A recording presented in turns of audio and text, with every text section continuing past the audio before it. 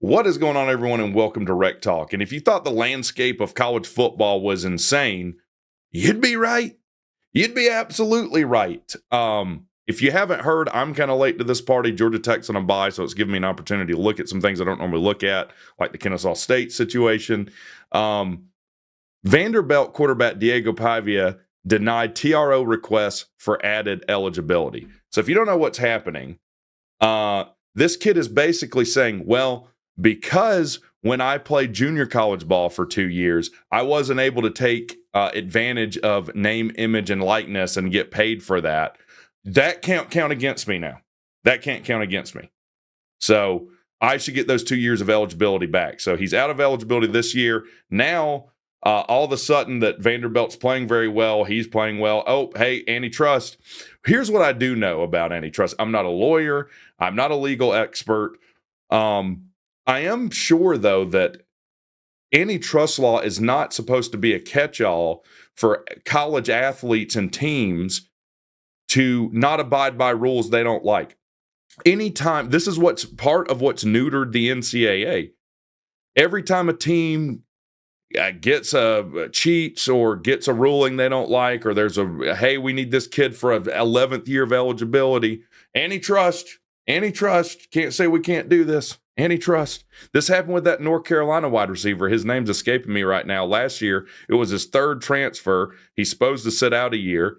NCAA says, yep, nope, you can't play this year. You've literally transferred, 14 times now. There's got to be some way we reel this back. Then North Carolina says, nope, antitrust. You're saying we can't compete. Well, if that's the case, then there are no rules.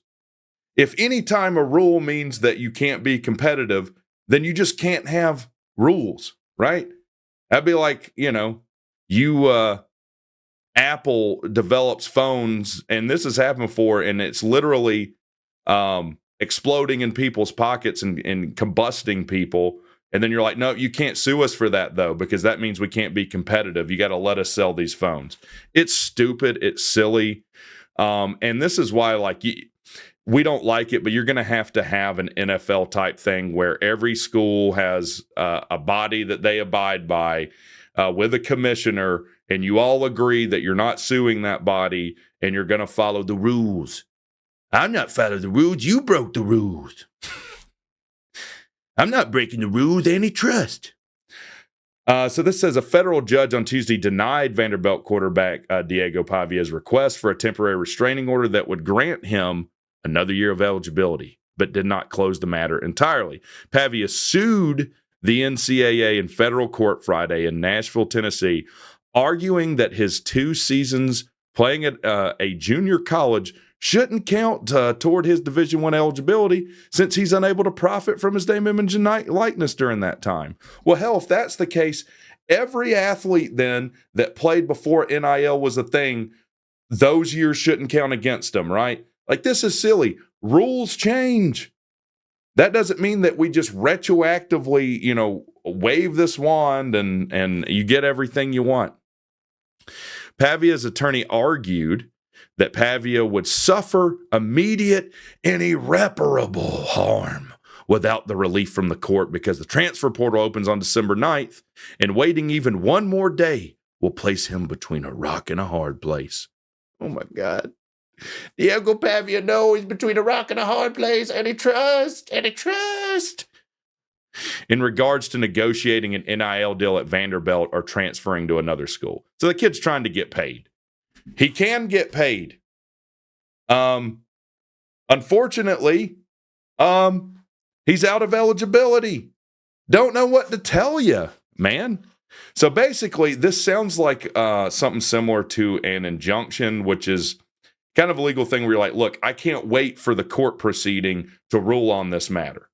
Because by that time, what I am aggrieved by will not be able to be fixed, right? So he's saying, hey, if I wait until you rule on this, then the portal's already closed and there's no reason even to go to court anymore. Given the plaintiff has almost certainly been aware of the challenged bylaws and his ineligibility to play college football in 2025 and 2026 season for quite some time and has been discussing possible resolution with the NCAA, the court is not persuaded that an ex parte order is justified. William Campbell Jr., Chief Judge of the U.S. District Court for the Middle District of Tennessee, wrote in his ruling, "This is particularly the case where the plaintiff seeks protective injunctive relief, not merely preservation of the status quo." Right, so you can't go with status quo because things have changed. And basically this court is saying, hey, the minute that you came to Vanderbilt, you knew the situation with your eligibility. Why are we waiting until November of your last year of eligibility to try and file this lawsuit and seek injunctive relief from it? You should have filed this the minute you transferred or while you were still in junior college and wanted to transfer.